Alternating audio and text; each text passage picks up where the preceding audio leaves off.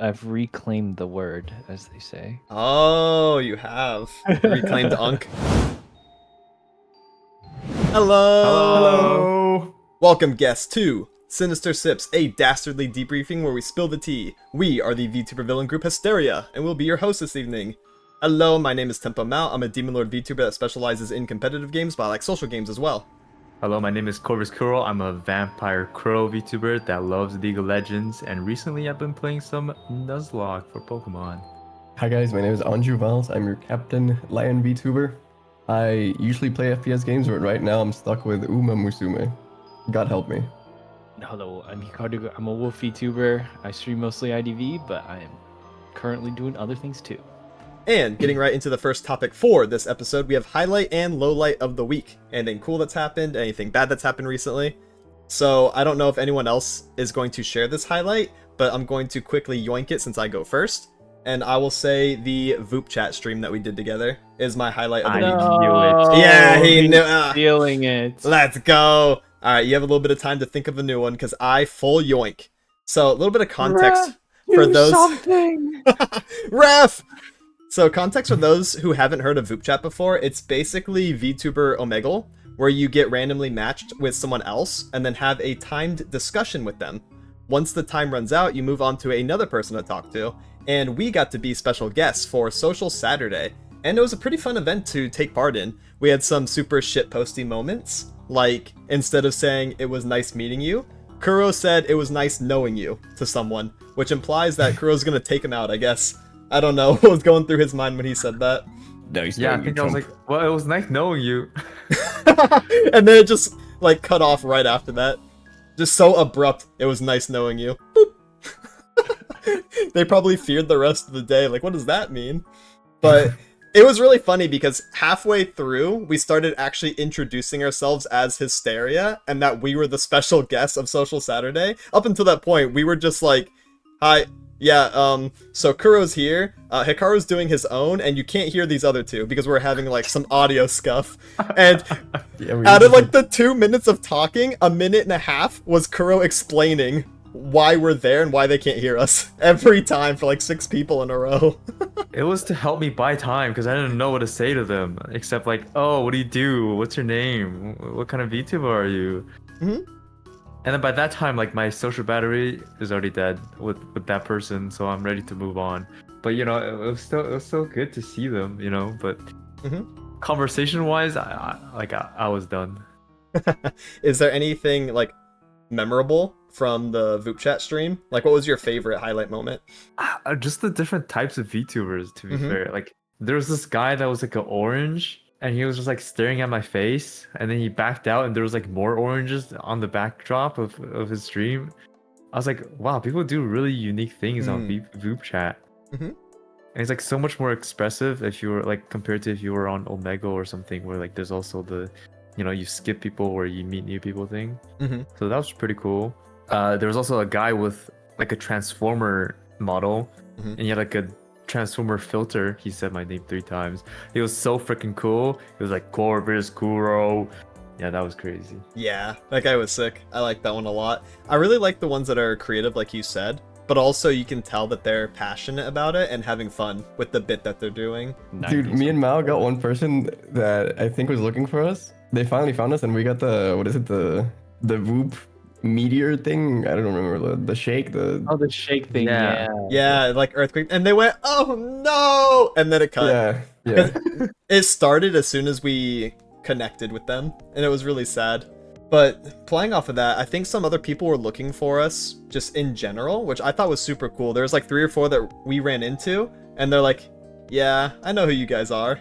And it's like really wholesome, you know? That's something that really hadn't set in for me. So I was taken aback by the amount of people who recognized us as our individual models, but also as our group. It was like really cool to connect with those people as well. Yeah, I didn't even know there was a special guest mechanic.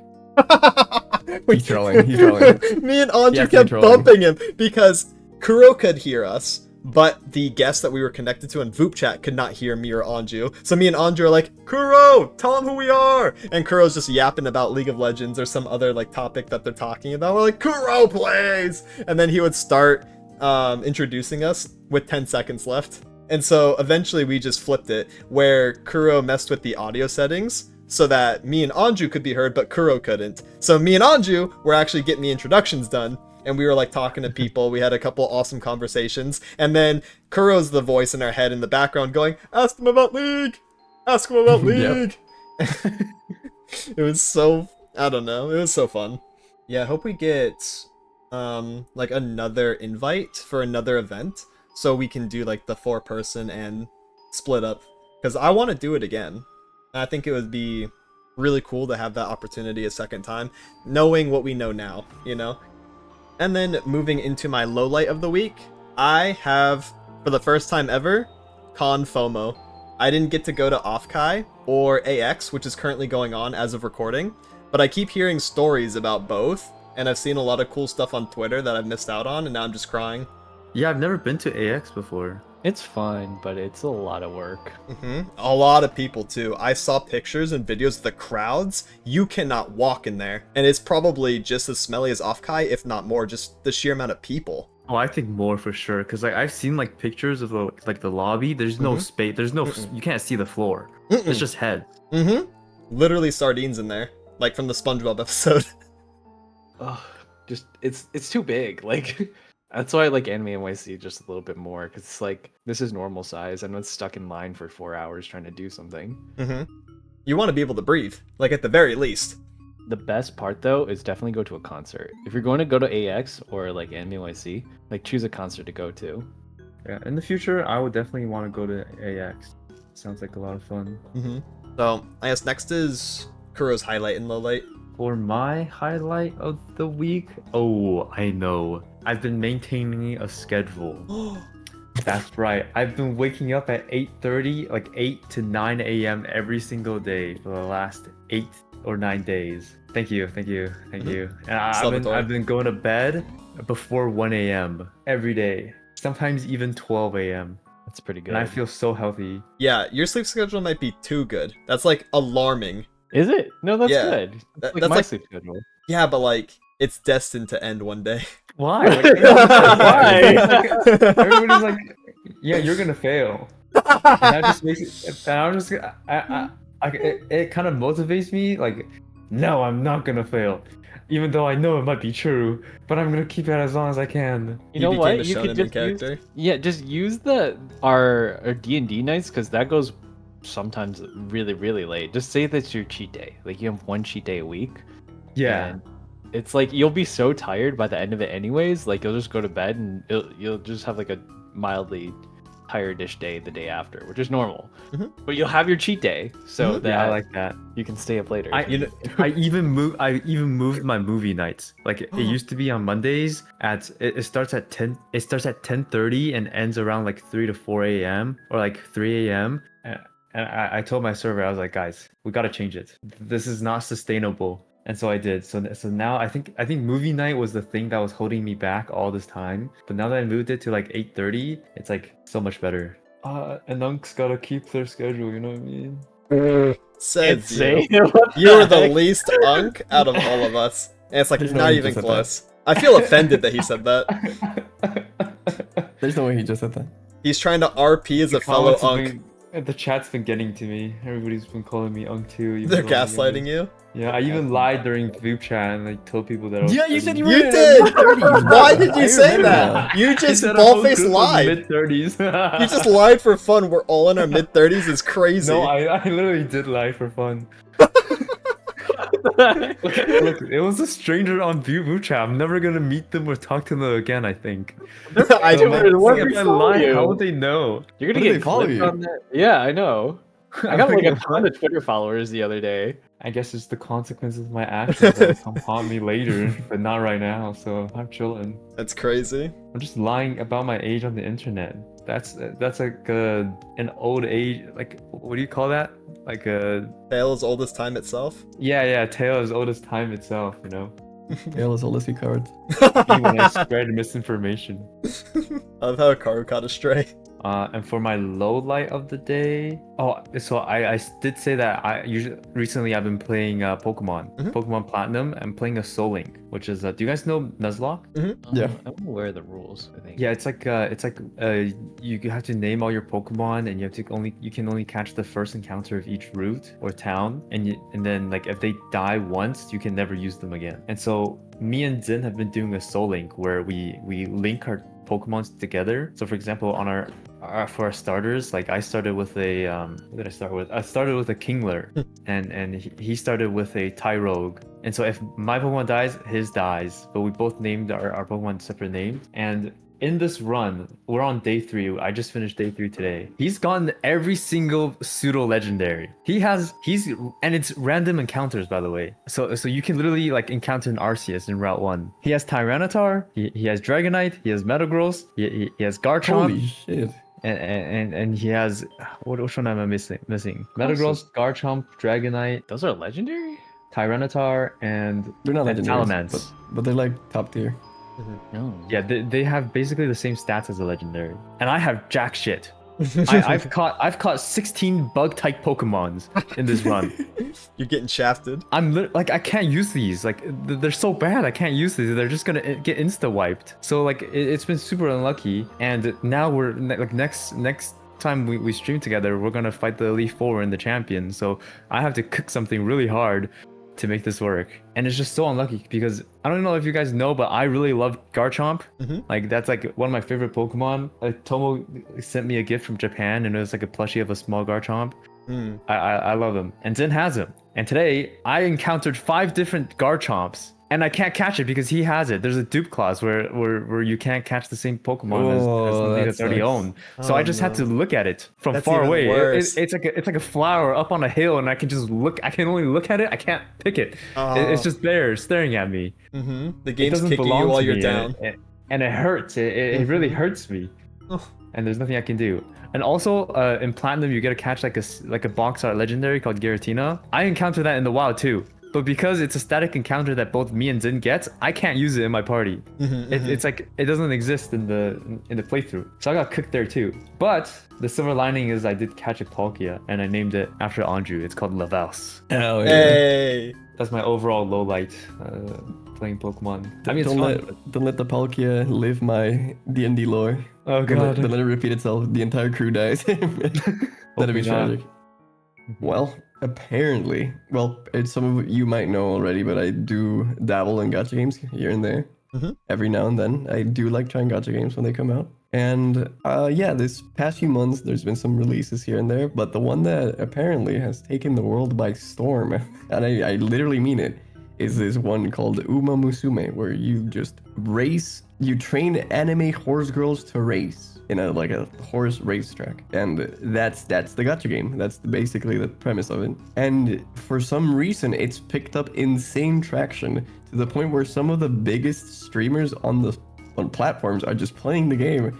And to me, that is insane. I would have never thought, this guy that I watched, like Ludwig, Paymoney Wubby, Asmongold, Northern Lion, and like all of these big names are just sitting there and they're playing Umamusume and they actually like it. They're saying it's peak. Like, it's insane to me. They're like, this might just be peak. And I'm like, damn, there's no way. What timeline is this? So yeah, and I've been playing it as well. I will say it's a really fun game. The end game grind hurts me. It's really amazing to see some of the content that I enjoy on a personal level, because it's definitely not something that I stream, or I think I've streamed Northern Waves a few times, but it's definitely not something that I stream often. So yeah, it's really cool seeing all these people streaming it. I have 2 questions for you. Yes. Question 1. When did the game come out? Is it like recent, or did it come out a while ago and it's just now super popular? It got its global release very recently. But it's been on Japan for like a really long time, and I know it's one of the top, I don't know what the word is, like their income is insane. Like it's absolutely insane. It is comparable to Hoyo and, I forgot, Kuro games? I think that's the one that's behind PGR and Wuthering Waves. Damn, Kuro, you got your own company? Yeah, what can I say? Sheesh! All the smuggling has to go somewhere. That's dope, yeah, for real. So, yeah, they got the funds then. They can make the animations look really good, because I was watching you play earlier, before we set up the podcast, and the animations are super clean. The character designs are all really good. Everything is super polished. So that's interesting. It's I know the anime and the movies also have like insane animation. Like if you compare it to any other anime releases or movies, they're actually pretty fucking insane. Let me see if I can find anything. Yeah, 'Cause bet. it's actually nuts. Did they? But yeah, Did they like sing or something, or did they just in the run? movies, Yeah, are they like a horse? oh, they race, and it's super intense It's for like some horse reason. racing. Yeah, it's probably like a shonen. Like they're doing a competition. Yeah, yeah. Actually, I learned today. Apparently, they based it off of actual horses in like the horse competitions in Japan. Yes, they had to ask for permission to include actual horses. Like the names that you see in the games are actual horses. Yeah, so I guess it's kind of like what is that game with the ships, with the battleships? Azure Lane, where like they have the name of actual war fleets and stuff like that. Look at the animation for this, please. It's like it's not what you would expect from a game like this. Or like, I now have a bonus third question. yes, Okay, question 2 first. Since we talked about it on the last episode, did you account min-max this one? of course. Yeah, you did. How many rolls? How many accounts until you got the one you wanted? Okay, I'm gonna tell you something that is insane and hurt me a little bit, but I'm also happy because it's my friend. So for me, it took me like around 100 rerolls. I also did it while watching Worlds with Kuro. I just joined voice chat and I would just reroll. The good thing about this one is rerolling takes like a minute max. Okay. It's super short, so it's super easy. But yeah, it took me like around, I would say 100, 120 tries, like 3 or 4 hours worth of rerolling. And then I got a friend to also get in the game, and I was like, yeah, you should definitely reroll because it's like super short, and it gives you like an insane bonus at the start of the game, right? And he was like, okay, sure, I'll try like a couple times, like I'll maybe do 20, and if I don't get anything, I'll just play the game. I'm like, yeah, sure. I swear, like this guy has to be blessed or something, or the world just likes seeing me suffer. On his like 11th try, he gets everything. Like he just gets a perfect account. And of course, like it's a friend, so I'm like, okay, that's great for you. But like, what the fuck, dude? I'm so, So, happy yes. for you, Arthur Fist. Yeah, Arthur Fist. And yes, of course, I rerolled. I would suggest that if you have the time, you should definitely at least maybe not get the perfect account, but aim for one of the better things in the game, like off the bat, which is not hard at all at this right now. This is the moment to do this. Okay. Hey, Yeah. perfect segue into the third question. Where can you play this game? Emulator, Steam, where's it at? Steam. It's on Steam. It's on Steam! So accessible. Yeah, it is on Steam. You can play it on Steam right now, unless you're in the Netherlands. Then you can't, because they have this law against gambling. So yeah, to all my Netherlands, to all my Dutch people out there, you should get on the V train that connects to the P train, and then you have to hop on the N train, and that'll get it to work. But yeah, it's on Steam. I think it's also available on iOS, and I don't know what else. There's another place where it's available, but I don't remember which. But yeah, it's super easy to play. And actually, so I have a lot of people added on my Steam friend list because it's like my VTuber account. And I've seen a lot of interesting names popping up that are playing Umamusume. I'm like, people I'd never expect to see playing this type of game. I'm like, oh, look at you now. So it's fun. It's fun for sure. I already have 60 hours on this. God help me. I have a favorite horse, Which one? and it's the only horse I know. Is it It's a Gold Taya? Ship. Oh, W. Yeah, Gold Ship is everywhere. Gold Ship is a meme. Her personality is crazy, and apparently it like fits exactly as to what the horse is. Apparently, like it's like they're super smart, and like the average horse IQ is like a 3-year-old, and this horse is like a 7-year-old. Like has an IQ of a 7-year-old, and it always kicks off their rider. And also, there was this race that they were in where like they were in last place, and they just like zoom all the way to first. Yes. For like basically for fun. Apparently, they have a perfect physical build for racing, but they just don't try. They never tried. And when they do try, they're just the best at it.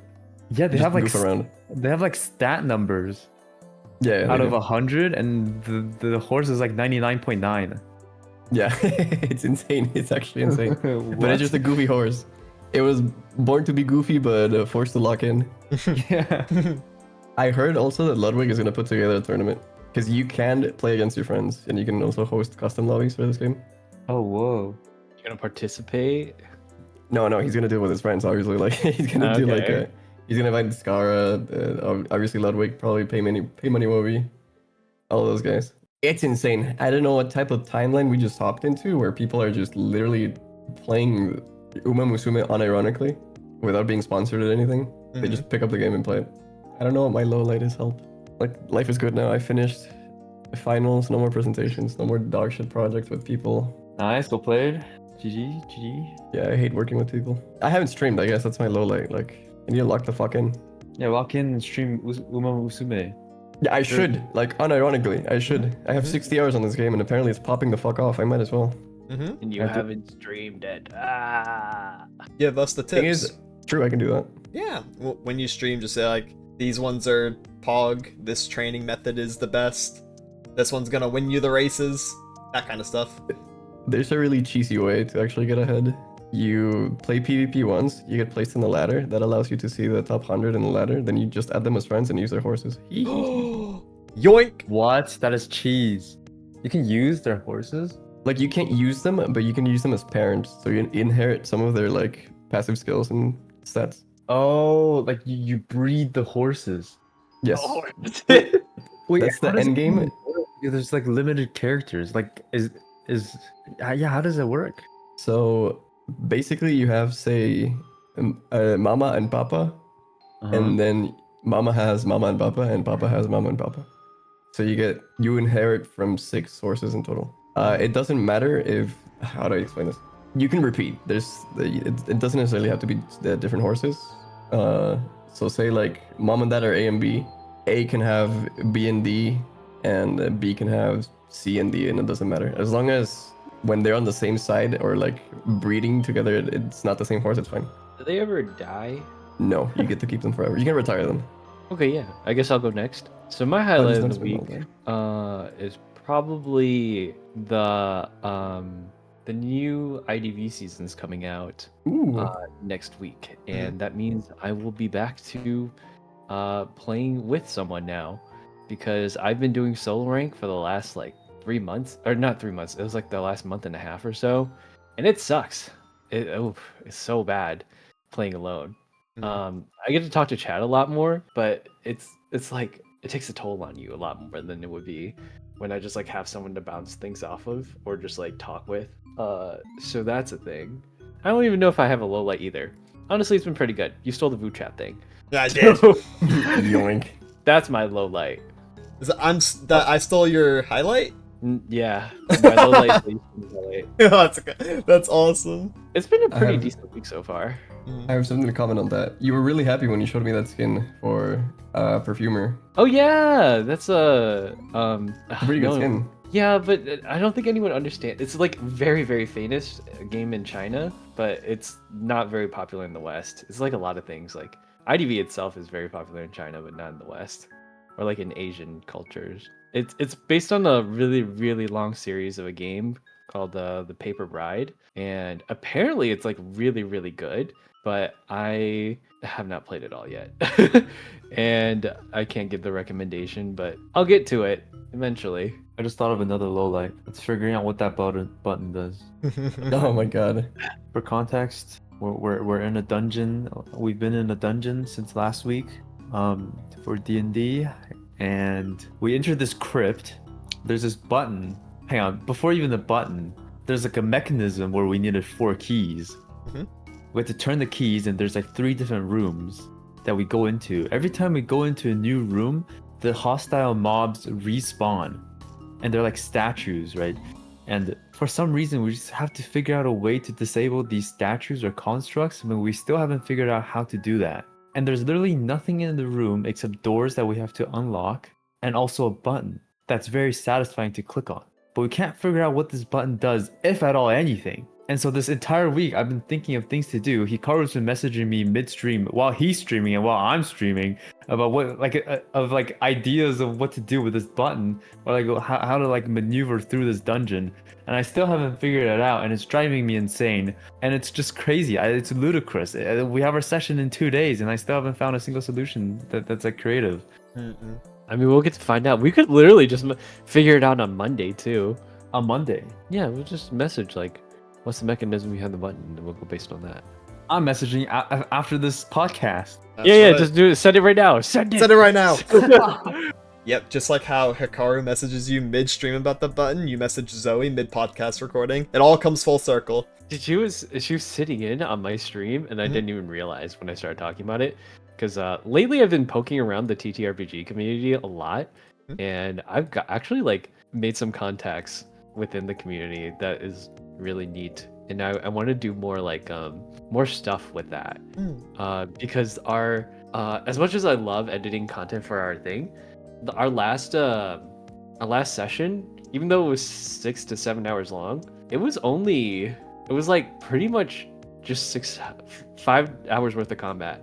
Like 5 hours of it was combat, and it wasn't like super epic combat because we're kind of level 5 and we're beating up like mid-tier statues, you know. It wasn't like a big boss. It wasn't like it wasn't like some big plot point or anything. They're just these stupid statue mobs. It's infuriating. Hey, it was epic for me. Was Dude, it? you were beating the crap out of them. Yeah, I Yeah, was I mean- fisting some statues. You got to beat but the Caustic Kuro and all of our spell slots, we're broke now. Yeah, I'm also out of knuckles, I guess. I don't know. You're out of key points. I think Mao still has spells. Oh yeah, I He's can a warlock. cast Eldritch Blast forever. I think the one thing that you need to refresh is Hex, right? Yep, I can do that too.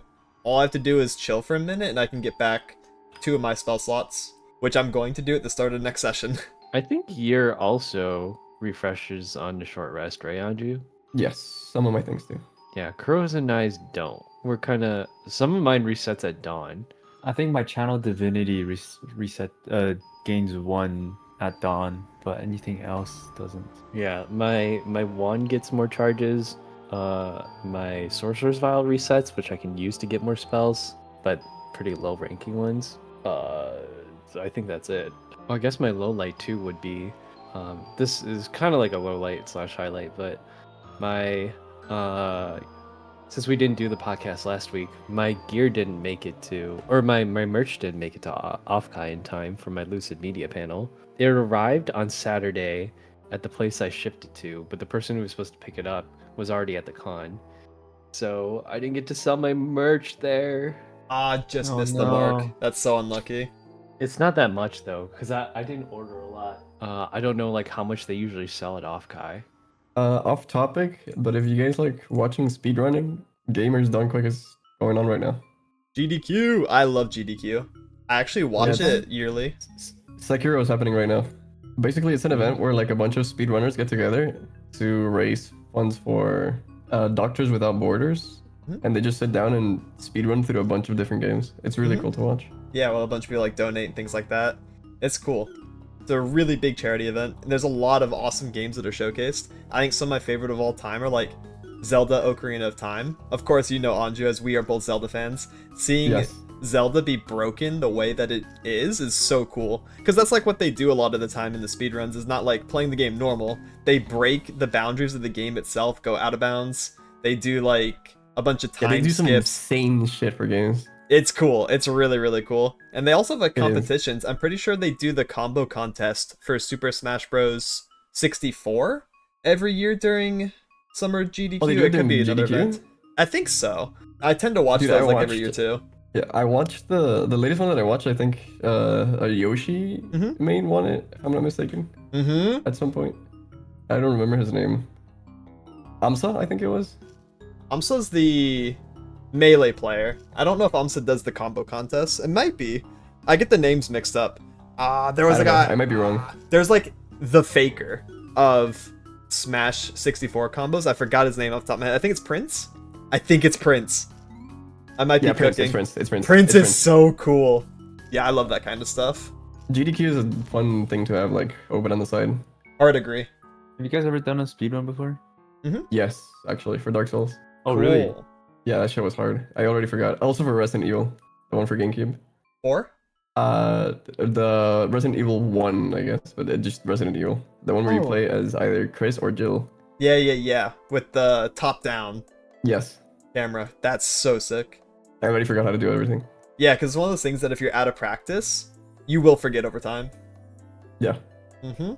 I did two. One that was like official, and then one that was unofficial. So my official one was on a Legends of Runeterra game mode called Lab of Legends, and it was basically a roguelike before Path of Champions. It was kind of like their test for that game mode, and you could pick a different character or whatever, and you went through a bunch of mini bosses and things like that. And I had the Lucian speedrun for first place for like 6 or 7 months. And there was a lot of people that did it, like 50, 60 people that were like really into Legends of Runeterra and like min-maxing the run. But I held it for a while. I think right now, after it closed, because the game mode's gone now, it was like a temporary thing. I'm like second or third. Someone finally overtook me, but that was really fun back when lore was like super popular.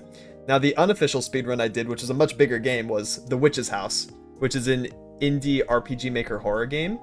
And I just practiced speedrunning it like with the timer and stuff, but I didn't have recording software. So this is back when I was in like late high school, I think, or early college, before I got into like streaming and stuff like that. Because I just wanted to do it based off of like the YouTube channels I was watching, because I loved The Witch's House. I watched like multiple runs of it. So I spedrun it, and I got like a 17 or 18.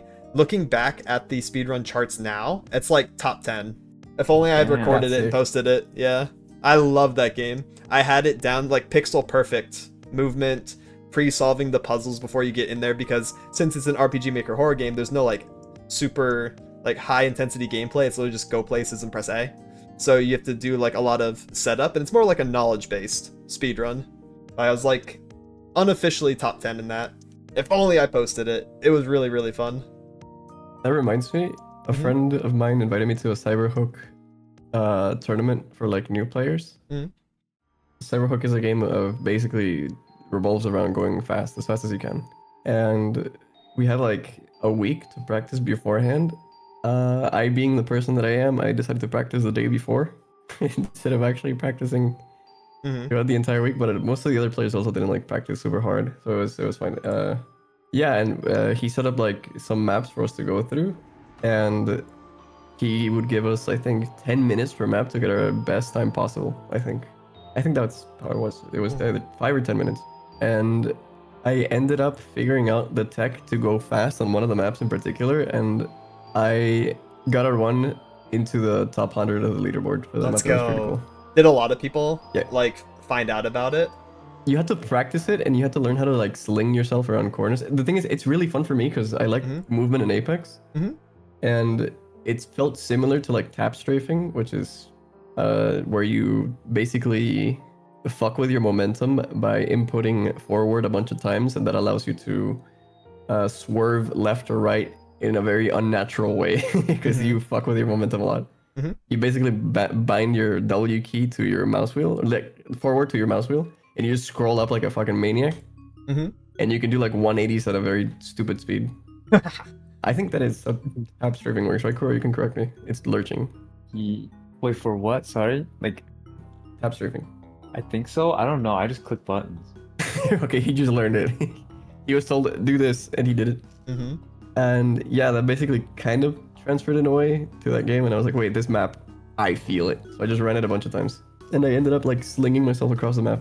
Not across the map, but like keeping a lot of the momentum because of some fun swings. I thought it was fun. Ah, that's all dope. Yeah, I love going fast in games. Not ridiculously fast, but like reasonably fast. Like skillfully fast. Yeah, Yeah, that's a good way of putting it. Like skillfully fast. I guess for you, a good comparison would be like A-walking or orb walking in League as an ADC, but like doing it perfectly while also ghosted or something like that, you know? Yes, it feels beautiful. Like smooth. Yeah, like you have control over it still. Yeah. I don't know. What is orb walking? That's what it used to be called. Orb walking comes from Dota. What does it mean though? Well, it's the same as A-walking. Yeah, so you basically like right click and then press A on the keyboard as an ADC. So you're like spacing. Oh, attack, move, click. Yeah. Yeah, okay. I didn't know there's a word for it. It's a Dota word. I know Zoe would be slamming my head right now for not explaining it properly. Because it's a very specific thing, but it got translated into League as just attack moving. Yeah, it's... Because in Dota you have a turn rate. I know that much. Like, it's not like in League where you just snap whenever you attack, and you can just attack regardless of where your character in-game is looking. In Dota, your character has to turn, and then it attacks. Oh, it's kind of like have you guys played Riven before? Like during your Q animation, you click somewhere else. Yes. Oh, Mhm. that's what you mean. So you have to be looking in the right direction and then it attacks. So attack moving in Dota was a little more annoying. And then there's this orb walking, which involves the use of an item. I don't remember. It's like something specific, but it translates into like attack moving in League. It was especially highlighted with like Kog'Maw having really high attack speed when he got reworked, and then people had to learn like it's like really, really fast. It's so crazy how like the mechanics that you think are like super complicated back in the day are not now like just like basic. Yeah, ADCs should mechanics. learn that. Like you should just be good at that. You have to be. Yeah, it's expected. Yeah. Before it was like, shit, you're really good at that. You're pretty fucking good at the game. Now it's like, bro, you mean you're not good at that? Trash. You're silver. Yep, literally. It's basically, it just reminded me, like, the movement in Apex just keeps getting more and more complicated. I sent a short to Kuro, I don't know if you watched it, where you can... Oh yeah, with Asu, like like a tiny edge and you can super glide. You can, it's hard to explain, but basically, this is just insane. He explains it super fast, but basically what he's doing is, he's going to a ledge, he's going into mantle animation, which is the animation of when you climb up a ledge. He is then perfectly inputting crouch and space, I think, at the same time, and that launches him forward. But now they found a way where you don't have to climb anymore. So people just fly off of inexisting level changes on the floor.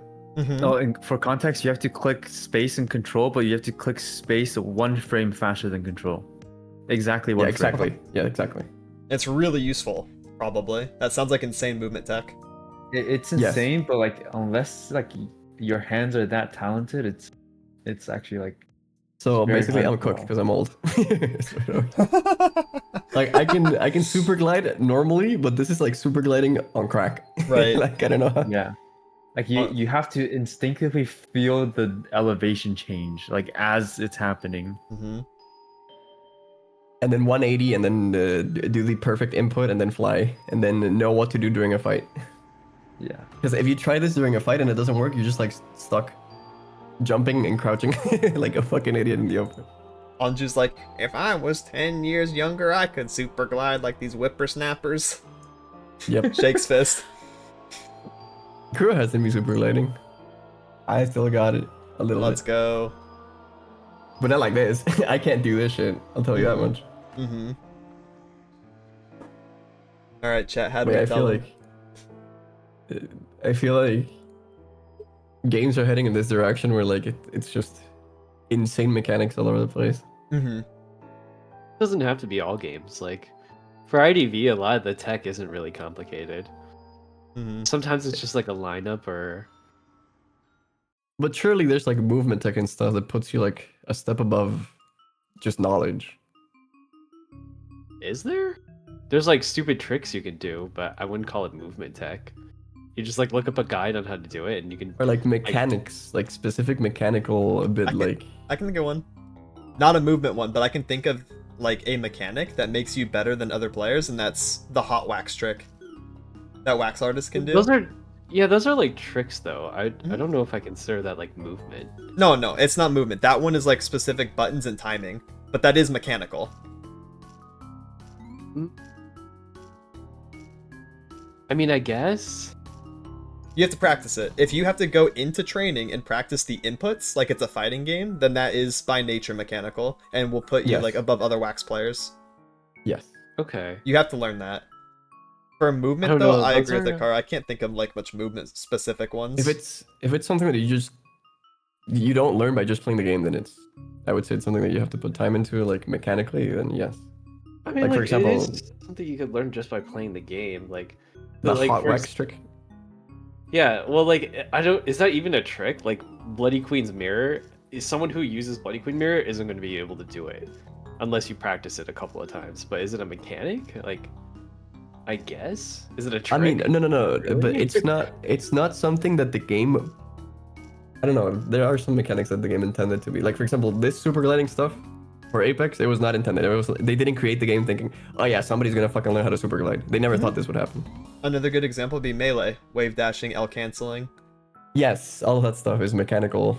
That puts you steps above just people that have knowledge in the game. And that's going to do it for today's episode. Thank you so much for watching. Where can we find each of us? You can find me at tempomaou on all platforms. You can find me at corvuskuro on all platforms as well. You can find me as anjuvalse on Twitter and on Twitch. You can find me at Hikaru VTuber on Twitter or Hikaru_kun on Twitch. See you next time for another episode. Tell your friends and make sure to stop by for more fun topics and segments that you can engage with. See you next time. Bye-bye. Bye.